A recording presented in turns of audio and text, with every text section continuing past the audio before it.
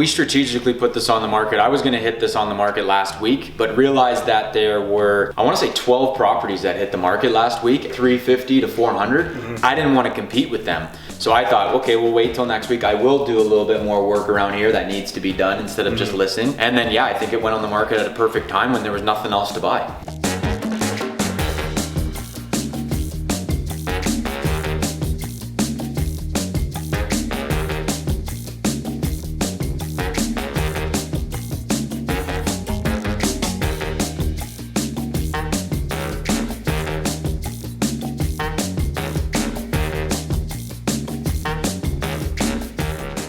Do you expect me to flip? No, I expect you to sell. What's up guys, Jeff Wybo here. If you guys are new to the channel, hit that like button, hit the subscribe button. And I'm here with my brother, Phil Wybo today in his flip property. And we're gonna be learning all about it and see if Phil actually made $1 on this beautiful place right here.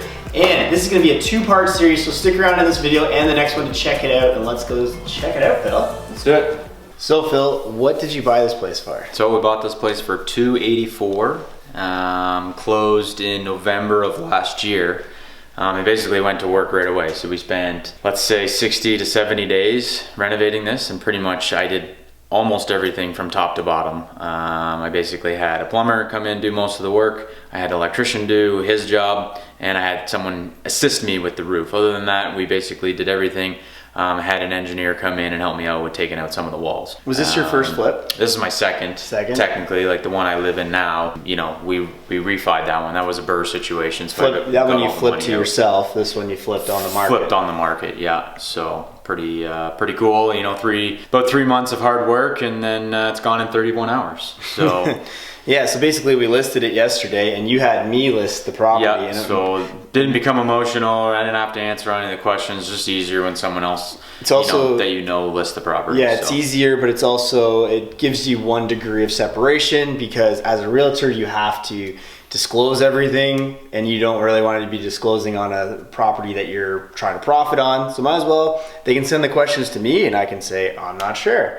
Or I can ask you the question and you can get back to me just like any other seller would with any other agent. So that's the reason why I listed the property. And a lot of you guys, you might be asking like, oh, I want to get my real estate license and do these things. But yeah, do you think it was a detriment that when you saw the buyers would see your name and then me attached to it and they had to fill out a disclosure form, right? Right. Yeah, no, I don't think it became a deterrent towards the property at all.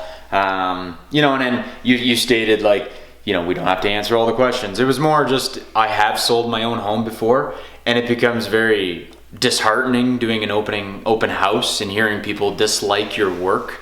Oh, I don't know what they were thinking here. And you're like, yeah, I don't know what they were thinking here, but you were the one who did the work. So it does kind of hurt your feelings a little bit. But in this market, you know, the house is beautiful. We did a really good job. We did everything proper here. There's nothing to really hide or anything in this property because I know that we did everything to you know, higher standards. So well, it's important too in flips to sometimes just get to the end and put it on the market. Like you can always find one more thing to do or one more day of work. It can keep going and going and going. I'm sure you could have been here for another month if you really wanted to. Touch up the paint here. Touch up. Clean the wall here, whatever, right? Like a little paint that's splattered on the white, you want to take care of that. Maybe your handles aren't perfect in your that 5 kitchen. Minutes turns into 20, turns into an hour, turns into lunchtime, and then And then we strategically put this on the market. I was going to hit this on the market last week, but realized that there were, I want to say 12 properties that hit the market last week at 350 to 400. I didn't want to compete with them. So I thought, okay, we'll wait till next week. I will do a little bit more work around here that needs to be done instead of just listing. And then, yeah, I think it went on the market at a perfect time when there was nothing else to buy. Right? That's a pretty important tip there. So a little gold in this video for you guys there. For sure. That's pretty cool that I was able to do that. And it's nice that we were able to look at that, what is on the market and what's selling, and I'm able to look at offer dates and say, okay, everything's going to be sold on Monday. So if we list Tuesday, whoever lost on the Tuesday may be emotional to go wanting to purchase something else. Right. A lot of texts I got, my clients lost on the weekend and they want to offer on yours. Right. And like you said, we were only on the market for 31 hours and the offers started pouring in and it started the wave of offers. We had about 5 offers and we ended up taking an offer we couldn't refuse. It was the Godfather moment, but we knew it was going to be the right one. It's quick closing. That's what you look for in flips, guys. Everybody likes to ask me like, well, what closing date does he want? Well, you're sitting on, how much is it costing you daily? Maybe you know offhand, but I don't know daily, but say $1,700 a month. Right. So quicker the better, right? For the closing. Right. So yeah, so keep that in mind when you're picking your price too. Obviously we picked a big deposit as well, because if the buyer ever was to walk away, we want to make sure that we tied up some of their funds. That's always important. So we put a minimum of $7,500 deposit on this. And that's what we ended up getting. So, and then we made sure that we got the deposit check that night, so that way we know it's a firm deal, because people can offer, and the next day if they don't drop off the check, you don't even have a deal, because no money changed. And I don't think that anyone can get in trouble for that. Like, I don't think you could go after them in court. Well, no, per se. because an offer needs consideration, and consideration is cash. the deposit, Yep, right? it's money. One of the questions I had last night, all of a sudden I find myself in a multiple offer situation dealing with this property, was, can you get me the check tonight? If the story is, oh, we'll get it to you tomorrow morning, well, it's not a very good proposition, because we've been burnt on different properties before, legitimate or not, where a buyer didn't show up with the check the next morning, and you're SOL right there. So it's back to the drawing board. Right. And what I hate and what it sucks for agent and seller is we've lost momentum. And momentum is extremely important in listing a property. You want to be able to, like you said, you listed it when there was minimal properties on the market. So that was good for momentum, because we had a crap ton of showing requests show up, and that's what created the demand to push it over asking and got you your market value price. Talk about some of the color schemes you did in here. So basically you can see we have a blue theme kind of going on here. We looked up before we were renovating the property and looked at what top color was. So we went to Sherwin-Williams and asked Sherwin-Williams what the top color was this year, and they said the color of the year is going to be blue. So we took some grays and some blues. So the wall is grayish blue, and then we did some feature wall here in the dining room with bright blue, and then we put a cool little design here on the island to kind of like do something different. So it is wallpaper. Okay. On the back of like a whiteboard. So the buyer does have to be careful. That could potentially rip at some point. But if you take care of your property, like it's wallpaper, it's a good material, it should stay. But it's kind of cool, it's a nice little feature that you can have while you're looking in. And as you're walking into the property too, you kind of get hit with everything as soon as you walk in. Feature wall, the island, the kitchen, the white, everything. And like, even last night the buyer wanted the furniture. So obviously we did a good job on staging. I had a friend teach me kind of what the aspects of staging is, and we didn't go to the full 9. This is not your typical stage property. Like they do a lot of trinkets, I'd say, in the stage property, but it wasn't about the trinkets, but the buyers still need to see themselves living here. Right? So we made it so that when they walked in, they could say, okay, couch, oh wow, we can put our furniture this way, of course you're gonna have the dining room, and so forth. So I would have liked to have done a Eaton Island, but it didn't work that way. Like the island would have stuck out too far, and the door, like the hallway here going into the basement wouldn't have worked. It would have been too small, too tiny to go into. So when we bought the property, there was a huge archway right here, right? I know you've seen those in the old homes. It was to protect from wind coming in so that you didn't get all the cold air or heat going out of the home. So we removed that, right? We had another wall right here going across into the dining room, and then we had another wall right here going across. So you can see we've left the beam up top. We've also put structural posts in the basement to protect the ceiling from the roof from coming down. There's also a beam in the attic that was thrown right up through the attic shaft here, and so that beam sits on that far side of the house and comes all the way to our main structure here that is now supported in the basement, which our engineer friend told us that's exactly what we needed to do. So talk about your decision to drop a bedroom here. I know a lot of flippers would not. So we had 2 bedrooms before. There was no bedrooms. There was 1 bedroom kind of in the basement, but a little bit different.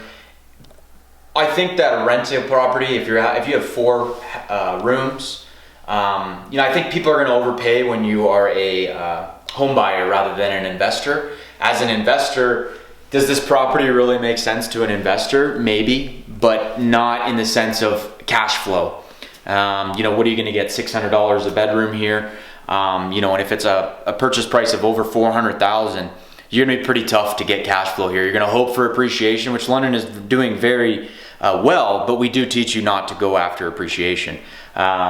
Also, it was already kind of set up as a dining room, like this wainscoting around here was already there. So instead of like people having to come from here, people want open concept these days, and they want to walk in and just be wow factor right away as soon as you walk in. So the wall had to go, and technically it wasn't even a bedroom as is, but if you were an investor, you could have left it, you could have had a 5-bedroom. Right. But we're pretty far from Fanshawe College to say $400,000 and above Right. is worth an investment, you know, for a 5-bedroom, even though I'm sure we're gonna get to that. Cool. Yeah. It's going that way. So all the lighting is all like industrial. We went like an industrial theme. I feel like that's kind of what the millennials want these days. They want something kind of up and hype, and with the Edison bulbs. So I have to give him a bit of a shout out. Matt Pichet messaged me and said he saw a lot of fruitful investment stuff in here. Did you buy his course? Not at all. Really? No? Not at all. Oh. So I personally didn't take anything that he did. I don't know, because he likes the high baseboards normal, and I did like designed baseboards. I know that he likes the white backsplash, but like, I mean, if you look at the kitchen sink, we can totally take, well, we can just cut this all out, but we can take it away from him because he likes black in the kitchen sinks, right? So he likes black faucets and black sinks to kind of bring out the white. That's what he likes. So I'm like, do I give him any credit? I'm going to give him none. So, sorry, Matt, I tried. Sorry, Pichet. Now that gives me some good feeling that I'm obviously doing things right if he thinks that, you know, we're taking his ideas. So they're coming out of my own head, and I'm knowing that he's not doing that. So yeah, we can keep going here. The flooring, we took like a grayish brownish. That's what this is. Yeah, so basically in the bathroom here, there was a closet right here. So we took the closet out, and the toilet was here, and the sink was over here, and the door swung the other way. So we swung it back this way. Perfect spot for the vanity, so we could have a big size vanity. And then yeah, so then the tub was tough because it was cast iron, so that was pretty tough to rip out. And then the tile work, you know, kind of just it's a good color with the marble. So awesome. And then we got pot lights, and we got LED, and we got separate with the fan, which is nice. So then people can make sure that they put that on when they go to shower. So Smart. The bedrooms were left the same, other than the lighting. We changed the lighting out, which is just, you could simply put your boob light in, you know, or you can just spend an extra $20, and this is what you can get for $20. So extra then on top. So it's like a $50 light, but it looks 10 times better than just your simple builder grade, I should say, light. So obviously new flooring, new paint. So we did a lighter color paint in the bedrooms just to bring out the brighter feeling to it. So it's a lighter blue in here. We did it in the bedrooms and the bathrooms, and then we did the dark gray blue everywhere else. So Awesome. yeah. We turned this one into an office simply because we put a queen size bed in this room and it didn't fit properly. It made the room feel really small. So there's a little tip for you. If the bed is too small, maybe you could get a smaller, I don't personally like to put twins or singles into rooms because you're already telling everyone that's small. But for someone walking in here, they may just say, yeah, I can get a queen in here like I thought I could get a queen in here. And you can, it's just not functional, right? Like the closet door hits it. Tight, yeah. It's tight, right? So, and again, we changed the lighting just to a different light and the same one so that they can have one in the other. All new windows in the entire place. So the whole house has brand new windows. Yeah, from the outside perspective, we all new roof as well. So yeah, those are two main factors that someone doesn't have to worry about when they come in. Whoa, that's the end of part 1 right there. So if you guys want to see part 2, it's going to be on the channel very shortly. So stick around. But in the meantime, you guys can watch some other videos right now. Thank you, Phil, and we will see you guys on the next video. Like and subscribe. Bye!